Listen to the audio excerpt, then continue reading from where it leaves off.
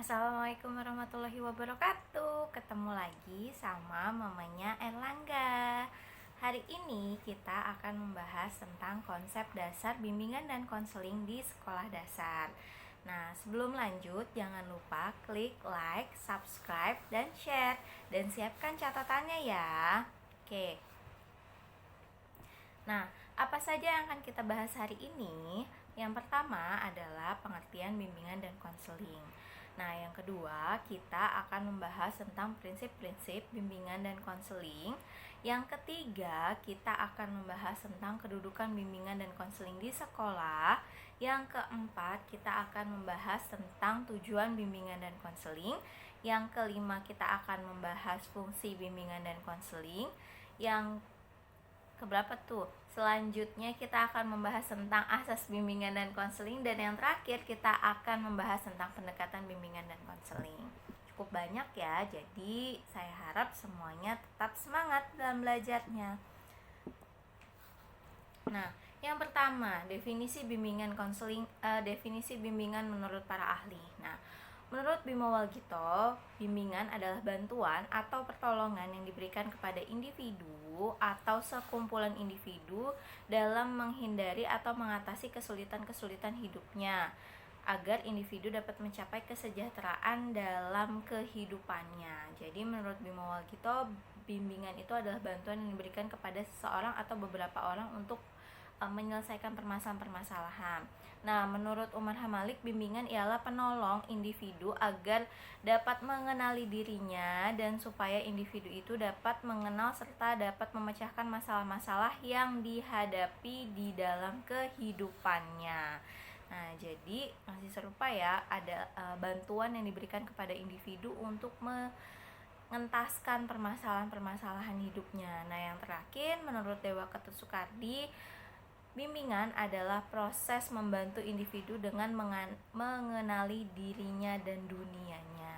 Nah, jadi dari beberapa definisi ini kita garis bawahi bahwa bimbingan itu adalah sebuah bantuan yang diberikan kepada individu dimulai dengan mengenali dirinya. Nah, kalau kita simpulkan bimbingan itu apa ya? Nah, sebelum kita menyimpulkan apa itu bimbingan, nah di sini Prof. Prayitno membuat singkatan bimbingan, membuat singkatan kata bimbingan. Nah, B itu untuk bantuan, I itu untuk individu, M itu untuk mandiri, B itu ada untuk bahan, I itu untuk interaktif, N itu untuk nasihat, G itu untuk gagasan, A itu untuk asuhan, dan N itu untuk norma. Nah, kalau digabungin jadinya gimana? Nah, kalau digabungin berarti bimbingan itu bisa diartikan sebagai bantuan yang diberikan kepada individu agar individu tersebut dapat mandiri melalui bahan yang interaktif dan pemberian nasihat serta gagasan dalam lingkup ruang asuhan yang sesuai dengan norma-norma yang berlaku. Nah, jadi apa itu bimbingan? Nah, bimbingan adalah suatu bentuk bantuan yang diberikan kepada individu agar dapat mengembangkan kemampuannya seoptimal mungkin. Nah, dan membantu siswa agar memahami dirinya, menerima dirinya, mengarahkan dirinya, dan merealisasikan dirinya. Nah, jadi bimbingan ini lebih mengarahkan pada bagaimana individu bisa memahami diri serta lingkungannya dan juga memandirikan dia untuk bisa menyelesaikan permasalahan-permasalahannya. Nah,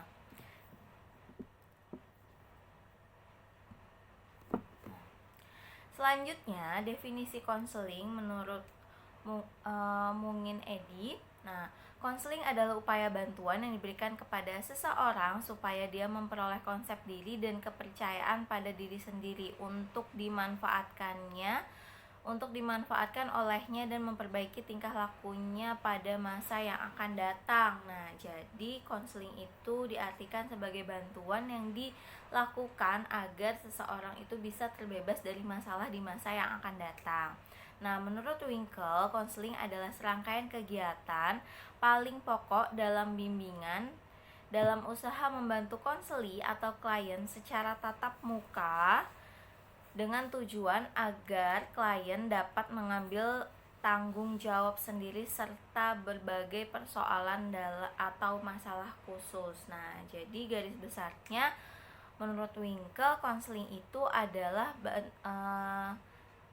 salah satu bantuan yang diberikan kepada klien dengan cara tatap muka agar klien atau konseli itu dapat menyelesaikan permasalahannya atau bertanggung jawab atas sesuatu yang sudah dia lakukan dan menerima konsekuensinya.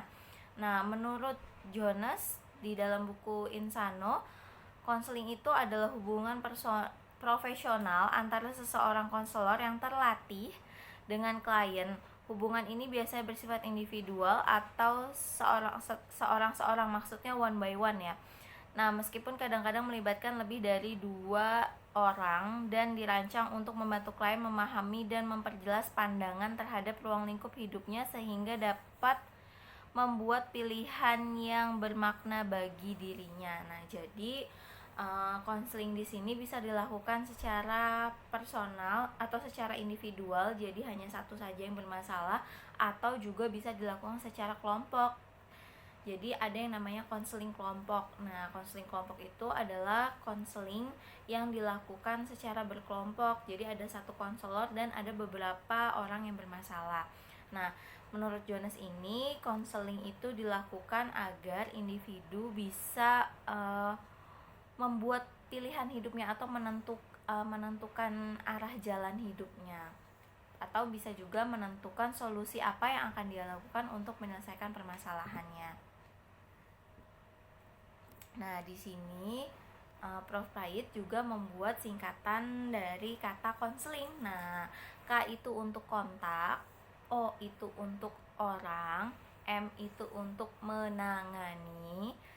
Dilihat hurufnya yang di caps lock ya. Nah, S itu untuk masalah, E itu untuk expert atau ahli, L itu untuk laras, I itu integrasi, N itu norma, dan G itu berguna. Nah, kalau digabungkan artinya apa?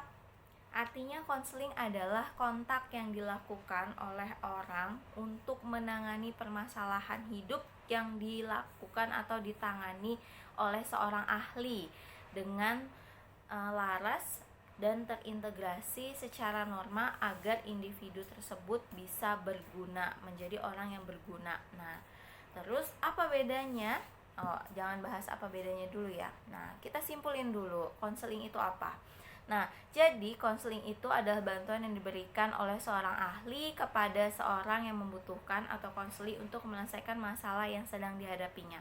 Nah, jadi perlu digarisbawahi bahwa bimbingan itu adalah bantuan yang diberikan kepada seseorang untuk memandirikan seseorang tersebut biar dia memahami dan mengenali diri serta lingkungannya.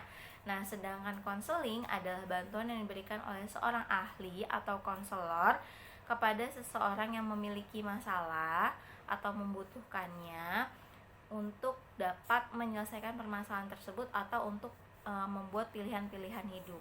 Nah, dari kata bimbingan sama kata konseling, nah kedua-duanya sama-sama bertujuan untuk bisa mengoptimalkan perkembangan individu dan sama-sama berupaya agar individu atau konseli mencapai perkembangan yang sangat baik dan jadi pribadi yang sangat baik, dalam artian dia tidak punya permasalahan di dalam hidupnya dan dia juga bisa bertanggung jawab terhadap pilihan hidupnya.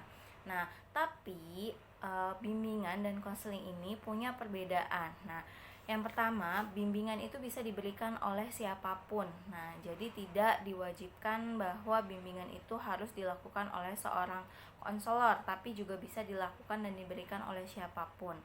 Nah, yang penting adalah orang tersebut pernah memiliki pengalaman serupa, atau lebih berpengalaman lah bahasanya. Nah, kalau misalnya konseling itu hanya bisa diberikan oleh seorang yang ahli yang memiliki wewenang untuk bisa menyelesaikan permasalahan-permasalahan orang. Nah, kalau bimbingan itu tujuan utamanya itu adalah untuk memandirikan seseorang. Nah, sedangkan kalau konseling adalah untuk menyelesaikan permasalahan-permasalahan hidupnya secara konseling tersebut secara khusus. Nah, prinsip bimbingan konseling yang pertama, bimbingan diberikan kepada individu yang sedang berada dalam proses berkembang. Nah, siapa yang ada dalam proses berkembang? Nah, yang ada di dalam proses berkembang itu adalah seluruh individu. Nah, kenapa? Karena kalian kan udah belajar nih psikologi perkembangan. Nah, di dalam psikologi perkembangan dijelaskan bahwa perkembangan itu terjadi dari dalam masa kandungan sampai dengan lanjut usia. Nah, jadi orang yang diberikan bimbingan itu tidak hanya anak-anak sekolah saja, tapi juga anak yang belum sekolah sampai juga orang yang sudah lanjut usia. Nah, yang kedua, bimbingan diperuntukkan bagi semua siswa. Nah, maksudnya di sini tidak terkecuali hanya siswa yang berprestasi saja atau tidak terkecuali hanya siswa yang bermasalah saja, tapi diperuntukkan untuk semua siswa. Jadi jangan sampai luput dalam perhatian kita. Nah, yang ketiga, bimbingan dilaksanakan dengan memperdulikan semua segi perkembangan siswa. Nah, jadi di dalam memberikan bimbingan kita juga perlu memperhatikan aspek-aspek perkembangan siswa tersebut. Nah, yang keempat, bimbingan berdasar pada pengakuan atas kemampuan individu dan untuk menentukan pilihannya. Nah, jadi di dalam bimbingan ini kita tidak memaksakan seseorang untuk melakukan sesuatu atas kehendak kita, tapi mengarahkan dia untuk melakukan sesuatu yang sesuai sama kemampuan dan kemauannya. Nah, selanjutnya bimbingan adalah bagian terpadu dari proses pendidikan. Nah, jadi bimbingan tidak bisa berdiri sendiri di dalam proses pendidikan, melainkan menjadi satu kesatuan yang saling mengiringi. Nah, untuk bisa mencapai perkembangan peserta didik yang optimal. Nah, yang terakhir, bimbingan dimaksudkan untuk membantu siswa merealisasikan dirinya. Maksudnya di sini adalah agar siswa tersebut bisa mengaktualisasikan dirinya, mencapai konsep diri yang ideal atau menjadi seseorang yang sesuai dengan apa yang diharapkan baik oleh dirinya sendiri maupun juga oleh lingkungannya. Nah, gimana sih posisi kedudukan bimbingan dan konseling? Seberapa pentingkah dia? Nah, kedudukan bimbingan dan konseling menurut Undang-Undang Nomor 2 Tahun 1989, nah, mengenai sistem pendidikan nasional, dijelaskan bahwa bimbingan merupakan bantuan yang diberikan kepada siswa dalam rangka upaya menemukan pribadi, mengenali lingkungan, dan merencanakan masa depannya. Nah, dari sini kita tahu bahwa BK itu juga bagian penting di dalam pendidikan. Nah, karena lihat aja dari tahunnya aja udah tahun 89 nih. Nah, meskipun sebenarnya BK masuk ke Indonesia itu dari sebelumnya, tapi mulai diakui pada tahun 89. Nah, kenapa muncul nih undang-undang yang menguatkan posisi bimbingan dan konseling? Nah, karena memang bimbingan dan konseling itu dirasa penting untuk bisa mencapai individu yang berkembang secara optimal. Nah, umumnya pendidikan itu hanya memfokuskan pada kognitifnya saja atau pada ilmu pengetahuannya saja. Nah, siapakah yang berperan untuk menjaga kesehatan mental dari peserta didik itu sendiri? Siapa yang berperan untuk menjaga moralitas? Nah, maka muncullah bimbingan dan konseling yang bertugas untuk menangani permasalahan-permasalahan tersebut atau mengambil bagian-bagian tersebut. Jadi di sini sangat penting. Nah, karena kepentingan inilah dan dilihat dari prinsip yang sebelumnya bahwa bimbingan itu diberikan kepada individu yang berkembang. Nah, maka dari itu bimbingan konseling tidak hanya diberikan di sekolah menengah saja, melainkan juga perlu diberikan sejak usia sekolah dasar sampai bahkan nanti di luar di lingkungan masyarakat atau di luar pendidikan. Nah, tujuan bimbingan konseling secara umum. Nah, tujuannya itu membantu individu agar mengembangkan diri secara optimal, menjadi insan yang berguna, memiliki berbagai wawasan dan pengetahuan, serta memiliki pilihan, penyesuaian, dan keterampilan. Nah, sedangkan tujuan bimbingan dan konseling di sekolah dasar adalah untuk menumbuhkan kesadaran dan pemahaman tentang lingkungannya. Jadi biar siswanya itu bisa paham bagaimana lingkungan tersebut hidup berdampingan sama dia, bagaimana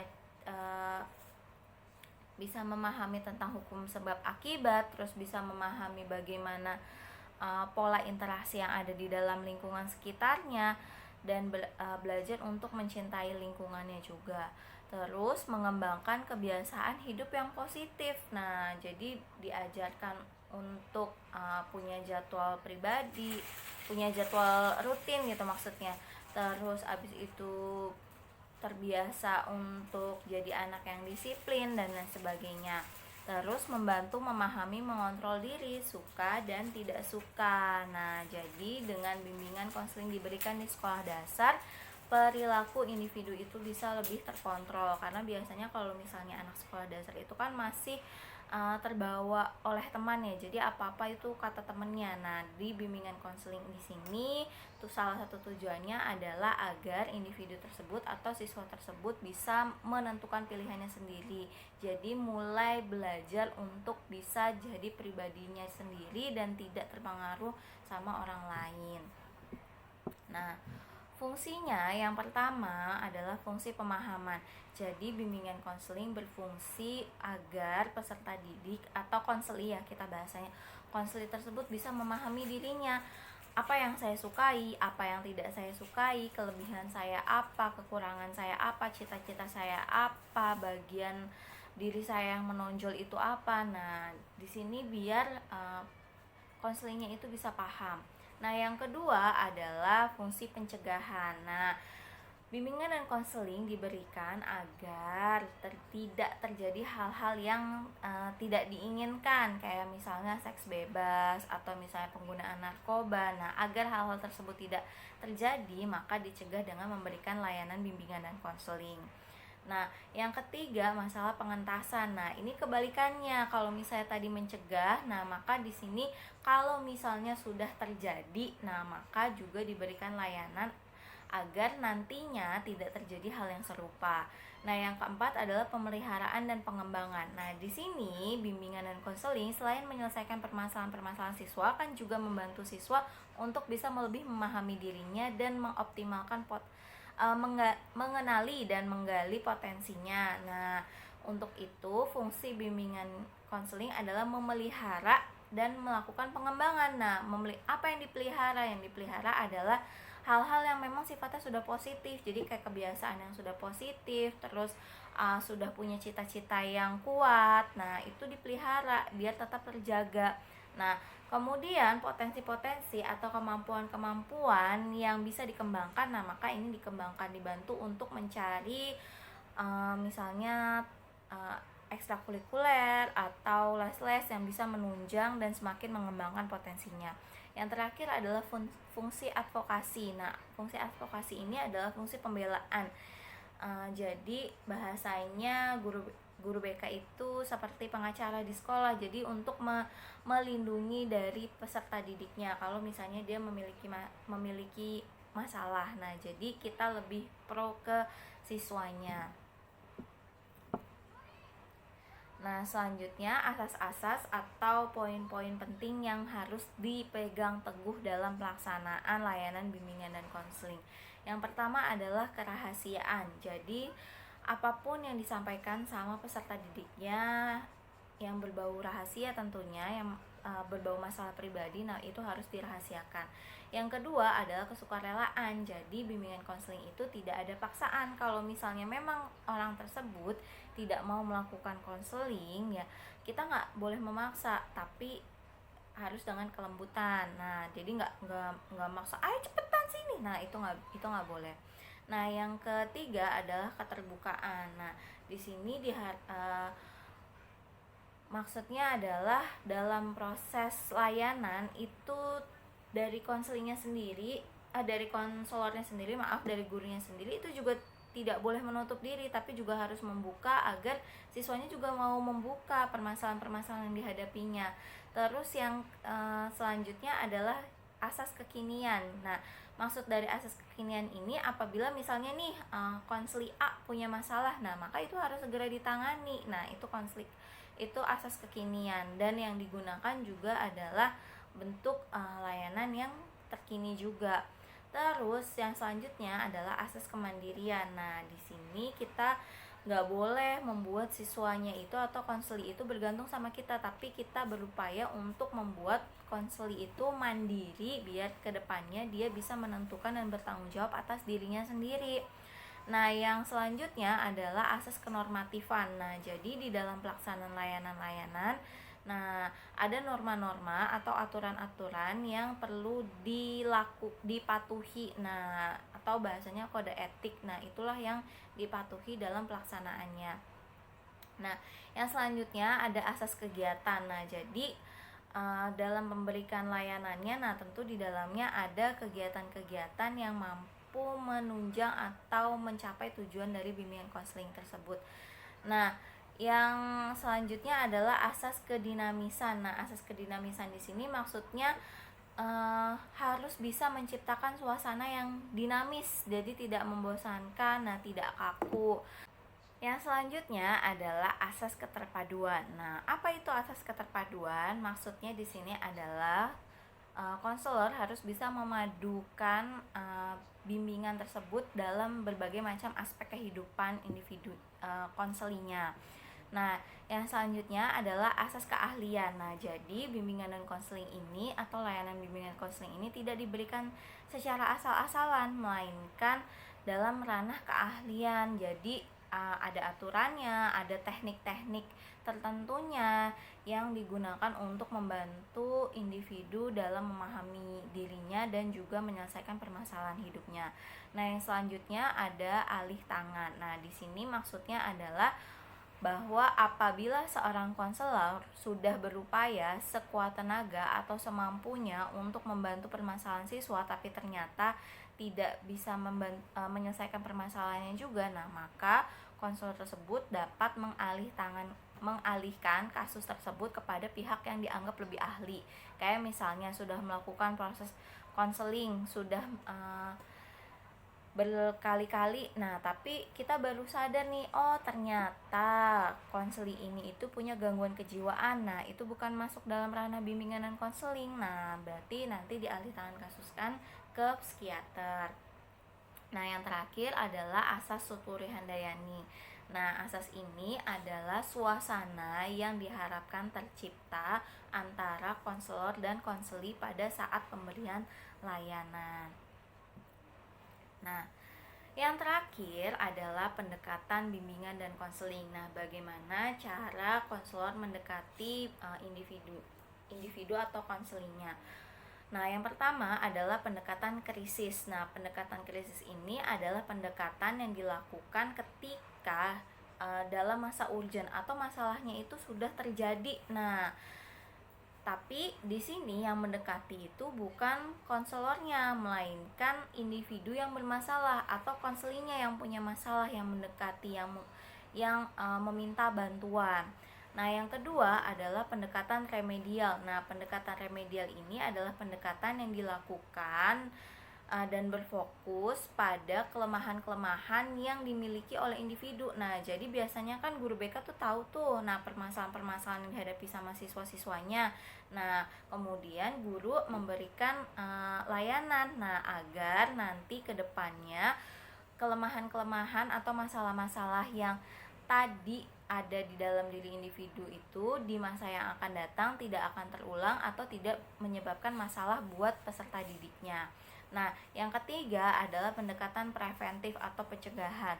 Nah, pendekatan ini dilakukan atau pemberian layanan ini dilakukan agar dengan cara memberikan informasi-informasi tertentu agar kejadian-kejadian yang buruk itu tidak terjadi, atau kejadian yang tidak diharapkan itu tidak terjadi. Nah, pendekatan perkembangan adalah pendekatan yang dilakukan untuk dan berfokus pada mengembangkan diri siswa tersebut atau diri konselor tersebut secara optimal dengan melihat potensi dan kemampuan yang dimiliki oleh peserta didiknya.